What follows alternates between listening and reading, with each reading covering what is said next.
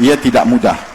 Ia bukan satu perkara yang hanya kita lontarkan menerusi bicara di atas pentas dan ia berlaku segitu sahaja. Ada banyak perbezaan seperti yang Dr. Zokri sebut yang perlu diuruskan, dan pemimpin-pemimpin yang mengepalai sayap-sayap kepemudaan pada pagi ini, saya kira yang hadir semua akan pulang dengan tanggungjawab besar untuk menguruskan perbezaan ini sebaik-baiknya dan menyatakan satu komitmen bersama untuk kita bentuk sebuah gabungan yang kuat, sebuah gabungan dan kerajaan yang memberi manfaat kepada rakyat kita. Tidak ada guna kita berhimpun kalau sekadar untuk kita mengabsahkan kedudukan kita tanpa ianya dilimpahkan kepada rakyat di bawah saja. Dalam banyak minggu saya kira kita ambil kesempatan sempena Aidilfitri untuk jelajah ke tentu sekali negeri-negeri yang menjadi tumpuan dalam suhu politik hari ini. Tidak ada salah kerana ia akan tetap dilanjutkan ke negeri-negeri lain. Tapi dalam situasi sekarang kita diasak dengan idea-idea politik yang amat mencabar komposisi dan demografi kita sebagai sebuah negara bangsa yang disebut sebagai Malaysia. Kita dicabar dengan pemikiran yang kita tak pernah jangka. Kita dicabar dengan langkah-langkah politik yang tidak pernah kita sangka. Kita dicabar dengan banyak perkara-perkara yang menuntut kita untuk beranjak, ambil satu anjakan dalam diri kita. Kalau kita tidak fikirkan bahawa apa yang sedang berlaku dalam negara, soal kemelut politik, soal krisis ekonomi dan sebagainya, menuntut kita untuk melakukan sesuatu yang drastik, maka kita tidak akan berhimpun pada pagi ini. Mana mungkin kalau tak ada keadaan sebegini. Belia dan juga pengundi Malaysia ni, dia nak semua. Dia bukan nak satu kaum saja. Dia nak direpresentatifkan oleh semua masyarakat. Bila kita boleh cakap, sini kita ada banyak YB-YB. Saya bertanding, Saudara Omar tahu, kawasan saya 85% orang Melayu. Diterima sebagai seorang wakil rakyat. India, 3 penggal.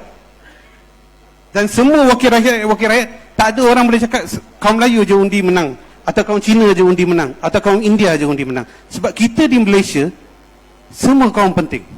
Itulah kerajaan perpaduan hari ini. Kita mementingkan semua kaum. Kita ada representative dari everybody. And that is what the youth nak. Kita bukan nak cakap pasal perkauman, tapi kita nak cakap pasal kebaikan. Macam Saudara Umar cakap, dari segi sudut ekonomi kita dah meningkat, semua dah mulai meningkat. That is what the youth wants. Dia nak tahu berapa banyak peluang pekerjaan kita boleh wujudkan, berapa banyak perumahan kita boleh sediakan, tahap kemiskinan diturunkan, keadaan kemiskinan. Itu yang dia nak. Dia nak tahu peluang pembelajaran dia. Di universiti ada tak peluang ni? Di sektor kerajaan ada peluang pekerjaan. Itu yang dia nakkan. Bukan main dari segi sudut perkauman. Itu dah tak ada lagi dah. Dari dulu sampai sekarang memang tak ada. Hanya di politik aja dimainkan, dipolitikkan. Tapi dalam sudut semua belia tak ada isu perkauman. Memang tak ada. Kita kalau dekat sekolah boleh duduk dengan kawan saya ada orang kaum Melayu, kaum Cina, kaum Kristian, semua saya boleh duduk. Saya boleh pergi ke rumah mereka, mereka boleh datang ke rumah kita. Saya percaya semua pun pernah buat begitu dekat Malaysia. Habis kenapa sekarang isu perkauman? Kita dah tengokkan satu kerajaan yang dah ada success story dia. Itu yang paling penting kita boleh tengokkan pada masa sekarang. Dan apa yang saya pentingkan, success story ni kena dibawa ke depan.